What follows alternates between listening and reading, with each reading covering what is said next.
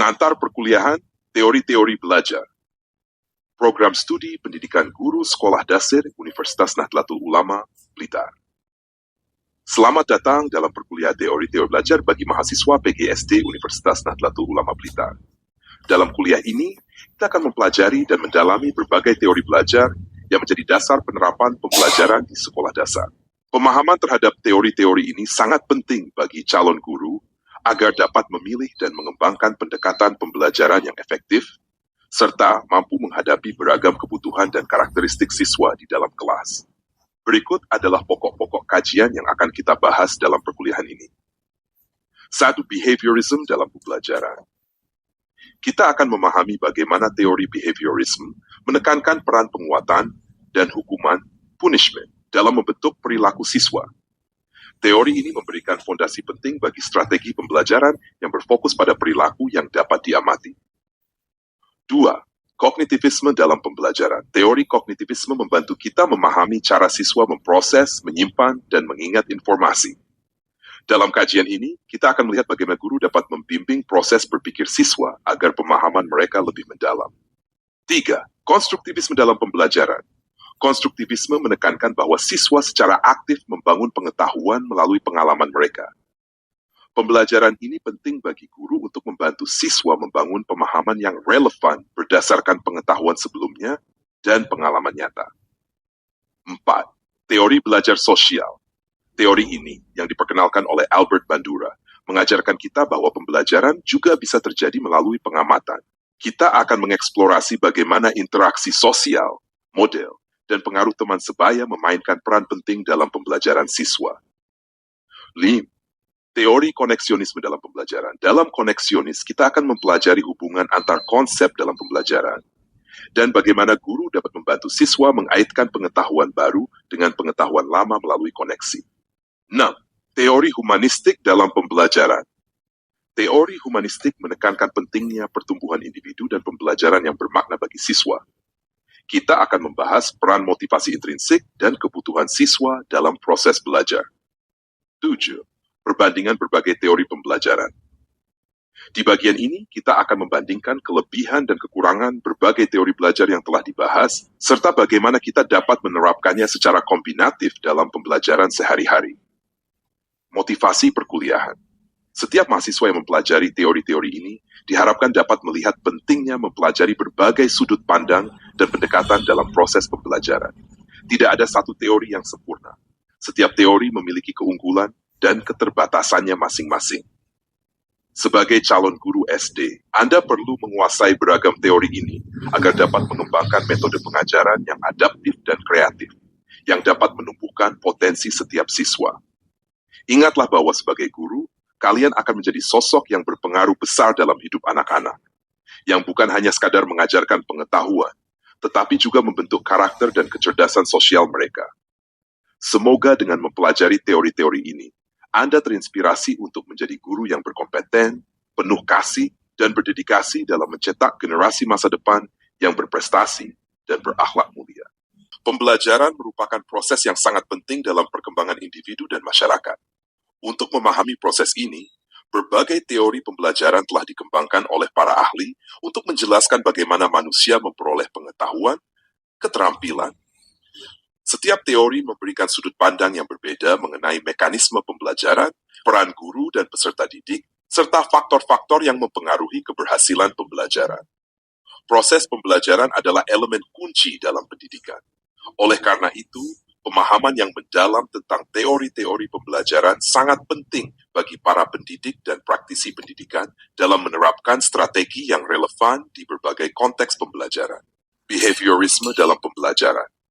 Teori behaviorisme dalam psikologi pendidikan adalah salah satu pendekatan yang sangat berpengaruh dalam memahami bagaimana pembelajaran terjadi, terutama di kalangan siswa sekolah dasar. Behaviorism berfokus pada perilaku yang dapat diamati dan menekankan bahwa pembelajaran adalah hasil dari pengkondisian atau asosiasi antara stimulus, rangsangan, dan respons. Dalam konteks pembelajaran di SD, teori ini sangat berguna karena siswa cenderung mempelajari perilaku baru melalui penguatan positif dan negatif, serta pengulangan. A. Prinsip utama behaviorisme. 1. Pengkondisian klasik. Ditemukan oleh Ivan Pavlov di mana individu belajar untuk mengasosiasikan dua stimulus. Salah satu contohnya adalah ketika bunyi bel diikuti oleh makanan, dan akhirnya bunyi bel itu sendiri cukup untuk menyebabkan air liur. 2. Pengkondisian operan. Ditemukan oleh B.F. Skinner, di mana perilaku diperkuat atau dilemahkan berdasarkan konsekuensi yang mengikuti perilaku tersebut. Penguatan positif meningkatkan kemungkinan perilaku terjadi lagi, sementara hukuman atau penguatan negatif mengurangi kemungkinan terulangnya perilaku tersebut. 3. Penguatan dan hukuman. Penguatan positif, misalnya, memberikan pujian atau hadiah, digunakan untuk meningkatkan frekuensi perilaku yang diinginkan, sementara hukuman digunakan untuk mengurangi perilaku yang implementasi teori behaviorisme dalam pembelajaran di SD 1. Penguatan positif dalam pembelajaran matematika. Dalam pembelajaran matematika di kelas 2 SD, seorang guru dapat menggunakan penguatan positif untuk meningkatkan motivasi siswa dalam menyelesaikan soal-soal matematika. Setelah seorang siswa menyelesaikan 5 soal dengan benar, guru memberikan pujian atau stiker bintang sebagai tanda penghargaan. Dengan cara ini, siswa akan termotivasi untuk terus belajar karena mereka mendapat pengakuan atas usaha mereka. Contoh, seorang siswa bernama Dani awalnya kurang tertarik dengan matematika. Setelah guru memberikan bintang pada setiap jawaban yang benar, Dani mulai bersemangat untuk menyelesaikan lebih banyak soal. Penguatan positif berupa bintang tersebut mendorong Dani untuk berusaha lebih keras dan mencapai hasil yang lebih baik dalam waktu singkat. 2. Penguatan negatif dalam pembelajaran disiplin kelas. Penguatan negatif juga bisa diterapkan untuk mengatasi masalah disiplin di kelas. Misalnya, seorang guru mungkin memiliki aturan bahwa siswa yang berbicara selama pelajaran harus duduk di bagian belakang kelas. Namun, jika siswa tersebut mulai menunjukkan perilaku yang diinginkan, seperti mendengarkan dengan baik, guru dapat mengizinkan mereka kembali ke tempat duduk semula. Dengan cara ini, siswa belajar bahwa mereka dapat menghindari konsekuensi yang tidak diinginkan, duduk di belakang, dengan memperbaiki perilakunya. Contoh, seorang siswa bernama Sinta seringkali berbicara dengan teman saat pelajaran berlangsung. Setelah guru menerapkan aturan ini, Sinta menyadari bahwa dia harus duduk di belakang jika terus berbicara. Namun, ketika dia mendengarkan dengan baik, dia diizinkan untuk kembali ke tempat duduk depan. Ini memotivasi Sinta untuk lebih fokus dan menghindari konsekuensi yang tidak menyenangkan. 3. Hukuman dalam pembelajaran sosial. Selain penguatan, behaviorisme juga mencakup penggunaan hukuman untuk mengurangi perilaku yang tidak diinginkan.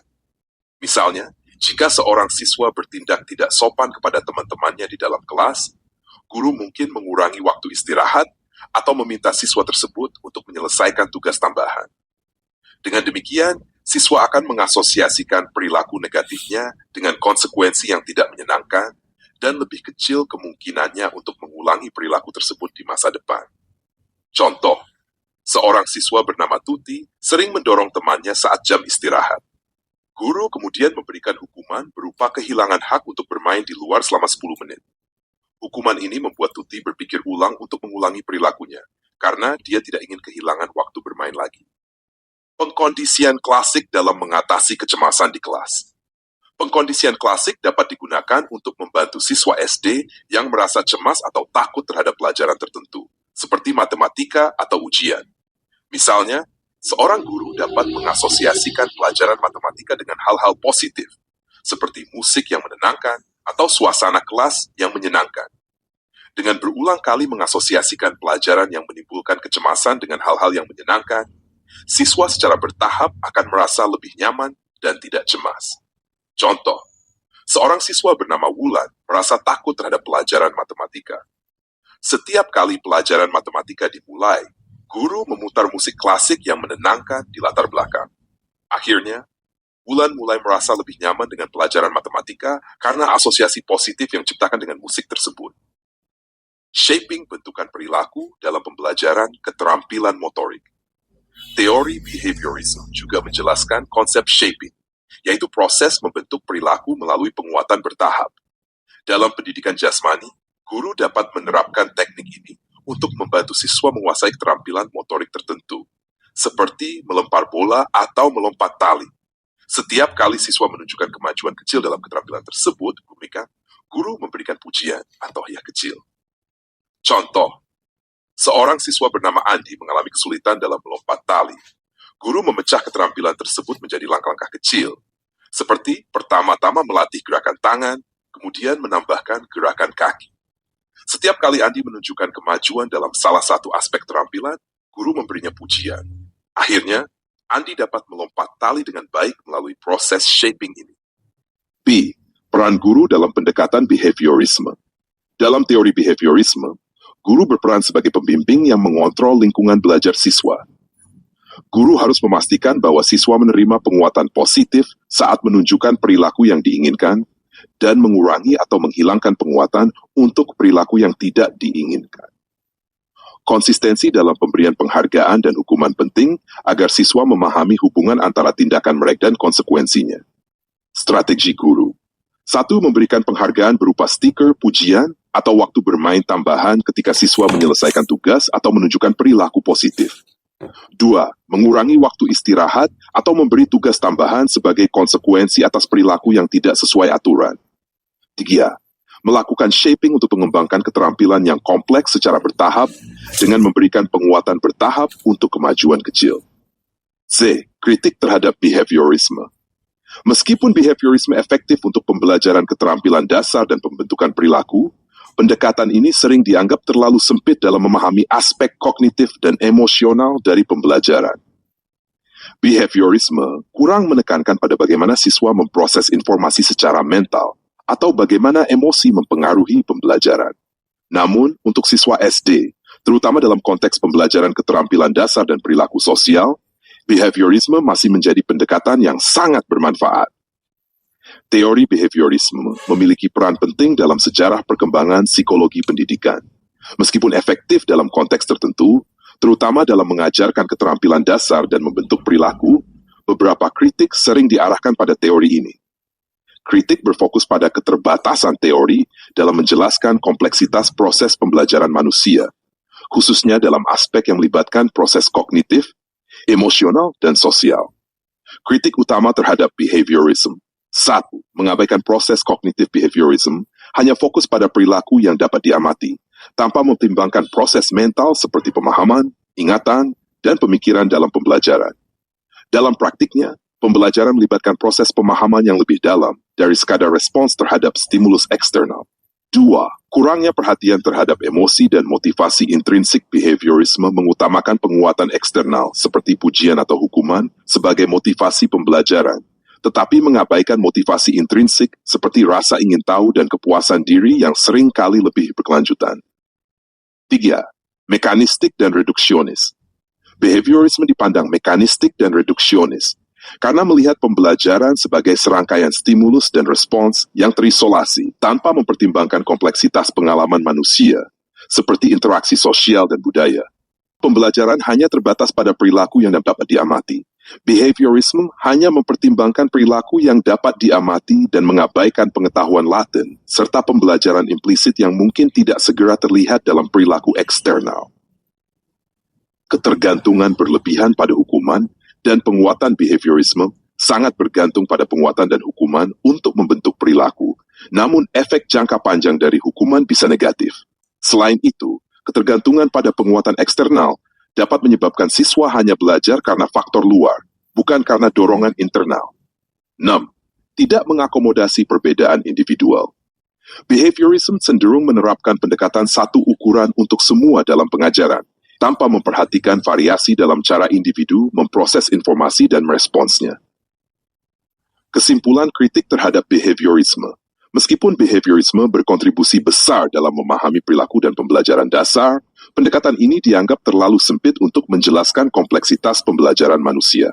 Kritik utama mencakup pengabaian aspek kognitif, emosional, motivasi intrinsik, dan perbedaan individual dalam proses pembelajaran.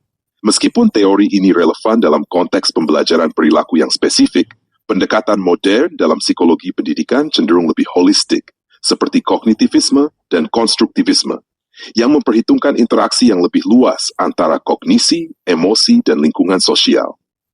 Dalam pembelajaran di SD, teori behaviorisme berfokus pada penguatan perilaku positif dan pengendalian perilaku negatif melalui penghargaan dan hukuman. Siswa belajar melalui asosiasi dan pengulangan. sementara guru menciptakan lingkungan belajar yang kondusif. Dengan menerapkan prinsip-prinsip pengkondisian klasik dan operan, guru dapat membentuk perilaku yang diinginkan dan membantu siswa mengembangkan keterampilan akademik dan sosial secara efektif. Kognitivisme adalah teori pembelajaran yang berfokus pada bagaimana individu memproses, menyimpan, dan mengakses informasi. Dalam psikologi pendidikan, teori ini menekankan peran proses mental seperti persepsi, memori, dan pemikiran dalam pembelajaran. Kognitivisme memandang siswa sebagai pemroses aktif informasi, memahami bahwa mereka membangun pengetahuan dari pengalaman. Di sekolah dasar SD, kognitivisme sangat relevan karena anak-anak sedang mengembangkan kemampuan berpikir logis, abstrak, dan kompleks. Konsep-konsep utama dalam kognitivisme seperti skema, asimilasi, akomodasi, pemrosesan informasi, dan metakognisi membantu memahami bagaimana siswa SD belajar. Konsep-konsep utama dalam kognitivisme. Skema adalah struktur mental yang digunakan untuk mengorganisasikan dan menginterpretasikan informasi. Anak-anak membentuk skema untuk memahami dunia di sekitar mereka, dan skema ini terus diperbarui melalui pengalaman. Contoh di SD, seorang siswa kelas 1 mungkin memiliki skema tentang hewan, yang awalnya mencakup hewan yang biasa mereka lihat, seperti kucing dan anjing. Ketika guru memperkenalkan hewan lain seperti ikan atau gajah, siswa memperluas skema mereka untuk mencakup hewan baru ini. 2. Asimilasi dan akomodasi. Asimilasi adalah proses mengintegrasikan informasi baru ke dalam skema yang sudah ada.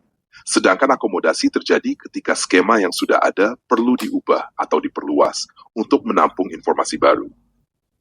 Contoh, ketika seorang anak yang tahu anjing sebagai hewan berbulu yang menggonggong melihat jenis anjing baru, ia akan mengasimilasi informasi tersebut. Namun, jika ia bertemu serigala yang serupa dengan anjing tak melolong, ia akan melakukan akomodasi dengan memperbarui skema untuk membedakan antara anjing dan serigala. Pemrosesan informasi.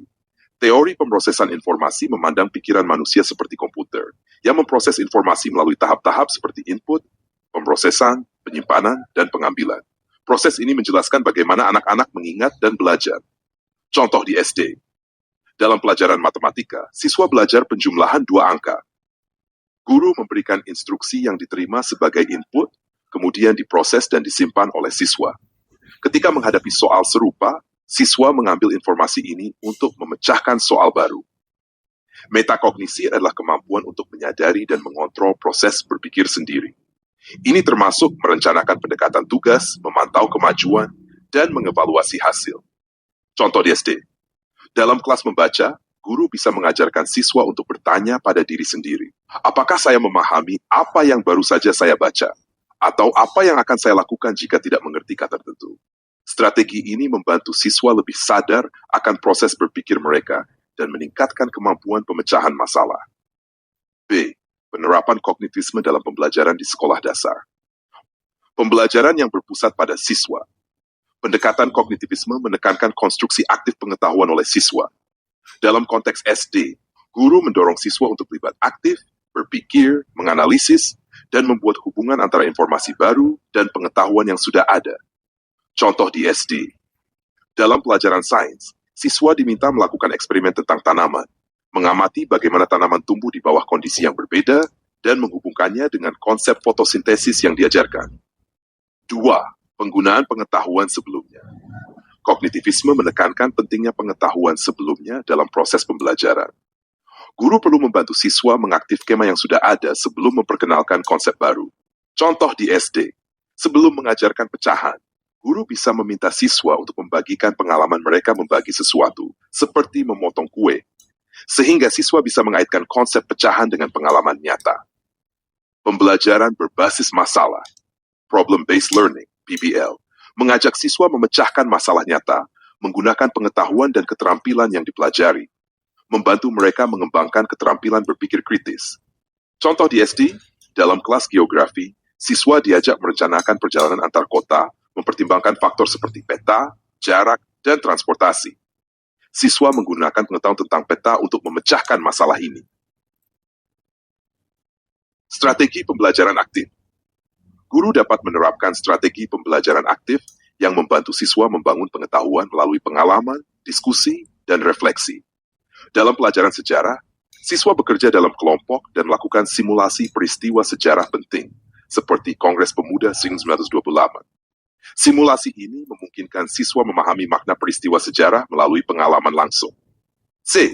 Kritik terhadap kognitivisme. 1. Abstraksi proses mental. Kognitivisme dianggap abstrak dan sulit diukur secara empiris karena memfokuskan pada proses mental yang sulit diukur secara objektif. 2. Kurangnya fokus pada konteks sosial dan emosional. Kognitivisme lebih menekankan proses mental individu, seringkali mengabaikan interaksi sosial dan emosional dalam pembelajaran, padahal pembelajaran juga dipengaruhi oleh lingkungan sosial. 3. Kurang memperhatikan perbedaan individual. Pendekatan ini terkadang tidak cukup fleksibel dalam menghadapi perbedaan individu dalam kecepatan belajar, yang membutuhkan pendekatan lebih dipersonalisasi. Konstruktivisme dalam pembelajaran. Konstruktivisme adalah teori pembelajaran yang menganggap bahwa pengetahuan dibangun oleh siswa melalui pengalaman dan interaksi mereka dengan lingkungan. Teori ini berfokus pada bagaimana siswa secara aktif membangun pemahaman mereka sendiri daripada hanya menerima informasi dari guru. Konstruktivisme sangat penting dalam konteks pembelajaran di sekolah dasar, karena anak-anak pada usia ini sedang tahap perkembangan kognitif yang aktif dan eksploratif. Konsep utama konstruktivisme, pengetahuan dibangun melalui pengalaman. Konstruktivisme berpendapat bahwa pengetahuan tidak ditransfer dari guru ke siswa, tetapi dibangun melalui pengalaman. Siswa menggunakan skema yang sudah ada, memperbarui skema tersebut dengan pengalaman baru. Contoh untuk siswa SD. Seorang siswa belajar tentang konsep bilangan dengan menggunakan blok matematika. Jika siswa diminta untuk mengelompokkan blok berdasarkan warna dan ukuran, mereka akan memanipulasi dan menjelajahi konsep bilangan melalui aktivitas ini. Dengan cara ini, siswa membangun pemahaman mereka tentang bilangan melalui interaksi langsung dengan objek.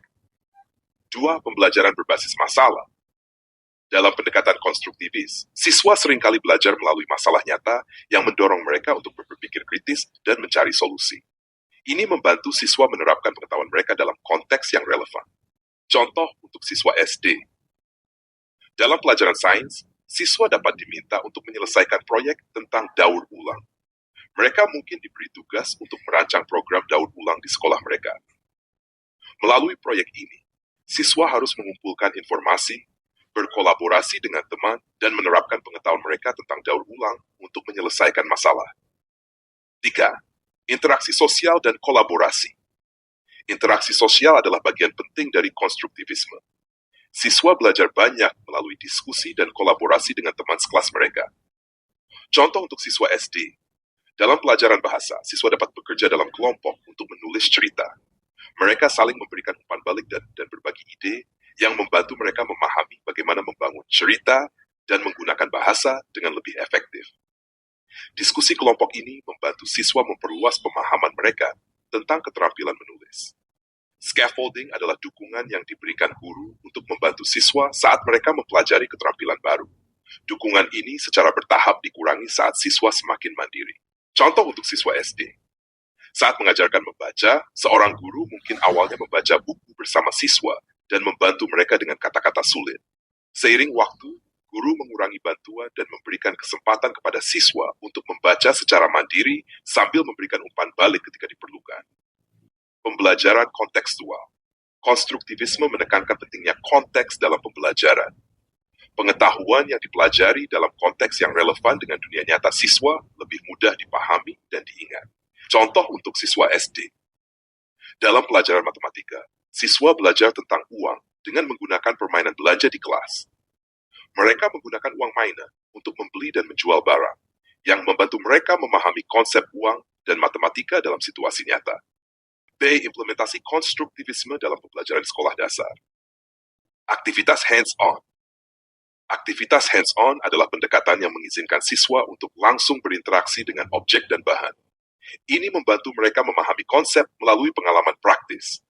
Contoh, dalam pelajaran sains, siswa dapat menggunakan kit eksperimen untuk mengeksplorasi konsep seperti gaya dan gerakan. Mereka mungkin melakukan eksperimen sederhana seperti membuat roket dari botol plastik untuk mempelajari prinsip-prinsip fisika. Belajar melalui penemuan. Discovery learning mendorong siswa untuk menemukan konsep sendiri melalui eksplorasi dan eksperimen. Contoh, dalam pelajaran geografi, siswa diminta untuk mengeksplorasi peta dan menemukan informasi tentang berbagai negara. Mereka belajar tentang lokasi, iklim, dan budaya negara-negara tersebut secara interaktif dan eksploratif. Pembelajaran kolaboratif. Pembelajaran kolaboratif melibatkan siswa bekerja dalam kelompok untuk menyelesaikan tugas atau proyek. Ini mendukung pengembangan keterampilan sosial dan membantu siswa belajar dari satu sama lain. Contoh, dalam pelajaran seni, siswa bekerja dalam kelompok untuk membuat mural tentang tema tertentu. Mereka mendiskusikan ide, merancang mural bersama, dan menyelesaikan proyek secara kolaboratif. Refleksi. Setelah menyelesaikan tugas atau proyek, siswa didorong untuk merefleksikan apa yang mereka pelajari dan bagaimana mereka melakukannya. Contoh, setelah menyelesaikan proyek sains, siswa dapat diminta untuk menulis laporan reflektif tentang apa yang mereka pelajari, tantangan yang dihadapi, dan cara mereka mengatasi masalah tersebut. Dengan menerapkan prinsip-prinsip konstruktivisme, guru dapat menciptakan lingkungan pembelajaran yang dinamis dan memotivasi, di mana siswa merasa terlibat aktif dalam proses pembelajaran, dan dapat membangun pemahaman mereka sendiri secara efektif.